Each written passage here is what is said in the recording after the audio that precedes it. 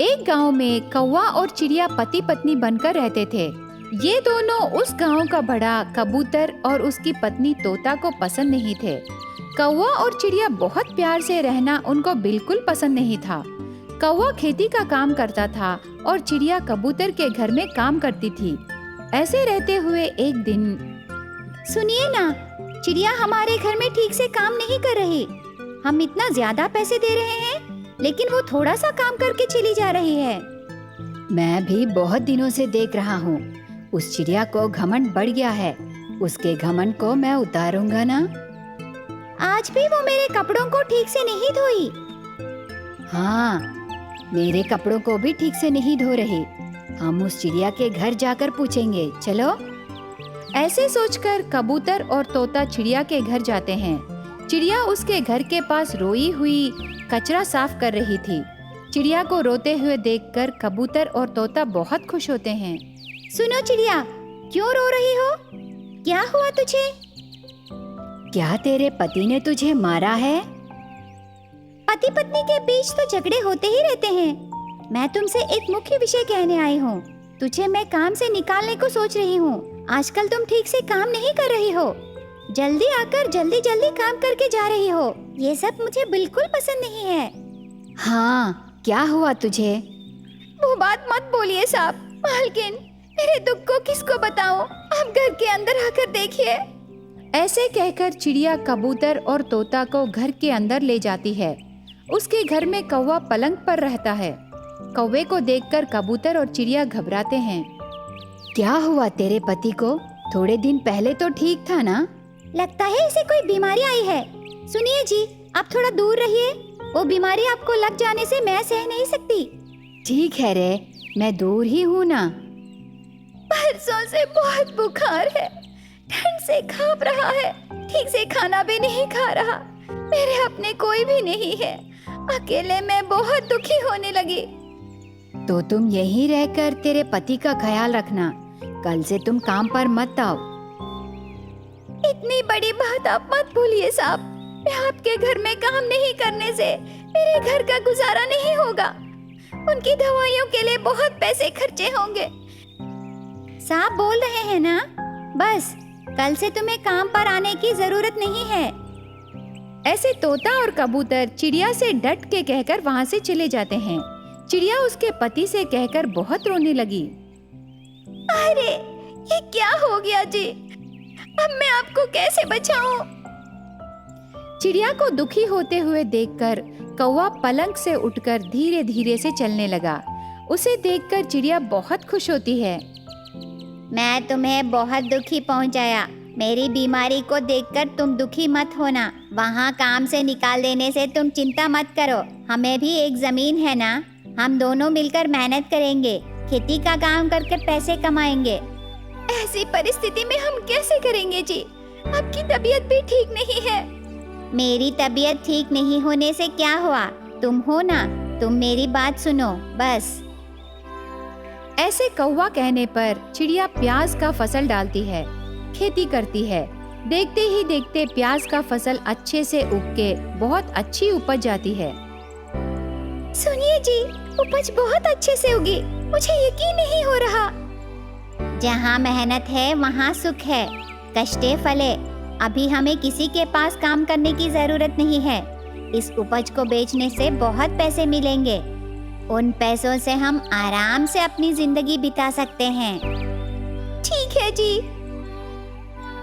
चिड़िया और कौवा उनको आए पैसों से एक अच्छा घर खरीदते हैं। उनका घर कबूतर और तोता के घर के सामने ही रहता है। सुनिए जी, क्या मैं सपना तो नहीं देख रही हूँ ना? तुम सच ही देख रही हो रे। थोड़े दिन पहले तक कैसे थे ये लोग? लेकिन इतना सारा पैसा कहाँ से आया होगा जी? शायद वो खेती करे होंगे। वे दोनों बहुत मेहनत किए रे। उनको सब अच्छा ही होगा। मुझे तो बिल्कुल पसंद नहीं है।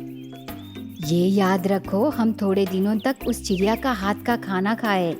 कम से कम अभी तो उसे सुख से रहने दो। बेचारी वो चिड़िया बहुत परेशानियां झेली। इतने दिनों बाद उसे सुख मिला। ऐसे कबूतर और तोता बातें करते समय पड़ोस घर में आए चिड़िया और कौवा खुशी से हंसने लगे। उनको देखकर तोता को बहुत गुस्सा आता है, पर कबूतर उनको आशीर्वाद देता है। उसके बाद कौवे को अच्छे से इलाज कराती है चिड़िया। थोड़े दिनों बाद कौवे का सेहत ठीक हो जाता है। चिड़िया के साथ खुशी से खेती करना शुरू करती है। उसके बाद कौवा और चिड़िया खुशी से जीने लगते हैं। एक गांव में एक कौवे का जोड़ा रहता था। पुरुष कौवा बहुत ही गुस्सैल था और स्त्री कौवा बहुत ही शांति प्रिय थी। पुरुष कौवा रोज बाहर जाता था और रात को घर आके सो जाता था। स्त्री कौवा एक दो घर में काम करती थी, फिर घर आके खाना पकाती थी अपने पति के लिए और उसका इंतजार करती थी। ऐसे ही दिन गुजर रहे थे, पर एक दिन पति कौवा नशे की हालत में घर लौटता है। तुम्हें बहुत अहंकार है ना कि तुम कमा रही हो और मुझे खिला रही हो। तुम मेरा थोड़ा भी सम्मान नहीं करती। हाय रे, आप कैसी बातें कर रहे हैं? मैं आपको परेशान नहीं कर रही हूँ, फिर भी आप ऐसा क्यों कर रहे हैं? श्श, अब तुम चुप करो। कहाँ है तुम्हारे पकाए हुए पकवान? ये रोज रोज तुम ये गंदा खाना पका रही हो, कौन खाएगा? कैसी बातें कर रहे हैं? रोज रोज आपके लिए मैं अच्छा खाना पकाती हूँ, फिर भी आप ऐसा क्यों कह रहे जी? चुप करो। तुम्हारे साथ इस पारिवारिक जीवन में रहने का कोई फायदा नहीं। ना कोई मजा है ना खुशी है। ऐसा मत कहिए जी। देखिए, मैं आपके लिए ऑमलेट बनाई हूँ, चलिए खा लीजिए। नहीं नहीं, मुझे ऑमलेट के जाल में मत फंसाओ। नहीं नहीं नहीं। ऐसा कह के पति कौवा वहीं पे सो जाता है। अपने पति को इस तरह देखकर स्त्री कौवा बहुत सिसक सिसक के रोती है। पहले कितना सुखी जीवन था उनका, और आज क्या हो गया? यही सारी बातें सोच सोच के स्त्री कौवा बहुत दुखी हो जाती है। अगले दिन अचानक स्त्री कौवे के मुंह से खून निकलने लगता है। ये देखकर पति कौवा उसे जल्दी से अस्पताल ले जाता है। वहाँ डॉक्टर तोता उसकी जांच करके कहती है, परिस्थिति हाथ से बाहर है। क्या हो गया है डॉक्टर साहब? ये कैंसर के अपने अंतिम चरण में है, इसकी कोई दवा नहीं है। शायद कुछ दिनों ही ये जिंदा रह पाएगी। अगर ऑपरेशन करे तो बचने की संभावना है। इतने पैसे खर्च करके ऑपरेशन करने के बावजूद इनके जीने की संभावना सिर्फ 50% तक ही है, समझे? डॉक्टर साहब, मुझे बस दवाई दीजिए और कुछ मत कीजिए। आपकी बातें सुनने के बाद मैं आपको कुछ दवाइयाँ लिख देता हूँ, इन्हें लेते रहिए। अपना ख्याल रखिएगा और आप इन्हें ज्यादा परेशान मत कीजिएगा। ठीक है डॉक्टर साहब, अब मैं जाता हूँ। ऐसा कह के पति कौवा पत्नी कौवा को लेकर घर चला जाता है। अब क्योंकि कैंसर था, इसीलिए पत्नी कौवा बहुत दुखी थी, पर पति कौवा को इस बात की कोई परेशानी नहीं थी। यही सोच रहा था, तुम्हारी इतनी जिंदगी है, क्या होगा उसका? अगर तुम मर गई तो मेरा ख्याल कौन रखेगा? तुमने तो मेरी जिंदगी बर्बाद कर दी। किसी अमीर चिड़िया से शादी करता तो जिंदगी संवर जाता, पर मैंने तो एक कैंसर पेशेंट से ही शादी कर ली। अजी, आप चिंता मत कीजिए, आप खुश रहिए। आपकी खुशी के लिए मैंने कभी ना नहीं कहा, पर जब तक मैं जिंदा हूँ तब तक मेरे साथ खुश रहिए। छे, मैं किसी बीमार के साथ नहीं रह सकता। पति की ऐसी बातें सुन के स्त्री कौवा सिसक सिसक के रोती है। उस रात बहुत तेज बारिश हो रही थी। अगले दिन सुबह सुबह पति कौवा हड़बड़ी में घर से बाहर चला जाता है। देखो, 2 दिन के लिए मैं बाहर जा रहा हूँ काम के सिलसिले से। तुम घर पे रहना, दवाइयाँ लेते रहना, समझी? आप लौट के तो आएंगे ना जी? मैं लौट आऊंगा, मैं इतना भी निष्ठुर नहीं हूँ।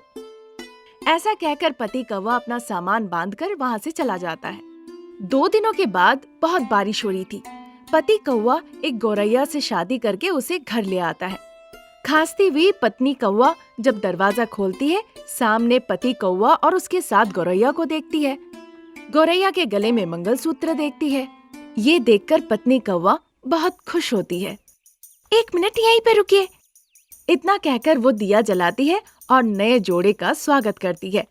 पति कौवा ऐसा बर्ताव करता है मानो कि उसने बहुत अच्छा काम किया हो। मुझे भी अपनी जिंदगी को देखना है, इसीलिए ऐसा किया।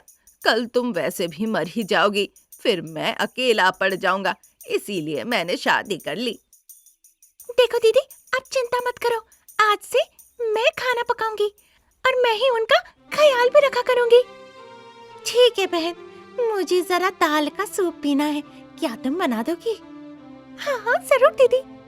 उस दिन पत्नी कौवा सूप पीते पीते बहुत चिंतित हो पड़ी और कहने लगी, देखो बहन, मैं उन्हें बहुत पसंद करती हूँ, पर ईश्वर ने मुझे कैंसर दे दिया। मैंने आज तक उन्हें कभी परेशान नहीं किया, बच्चे की तरह ख्याल रखा। आशा करती हूँ तुम भी उनका इसी तरह ख्याल रखोगी। आप बिल्कुल चिंता मत करो दीदी, मैं उनका ख्याल रखूंगी। आजकल वो शराब पी के घर लौट रहे हैं। मैंने कहा इससे तबीयत खराब होगी, पर वो मेरी नहीं सुन रहे हैं। तुम उनका ख्याल रखना। ठीक है दीदी। मुझे लगा था अगर मैं मर जाऊंगी तो वो कैसे जिंदा रहेंगे, इसीलिए मैंने कुछ पैसे बचा के रखे थे। ये लो, इन पैसों से तुम और तुम्हारा परिवार सुखी जीवन बिताना।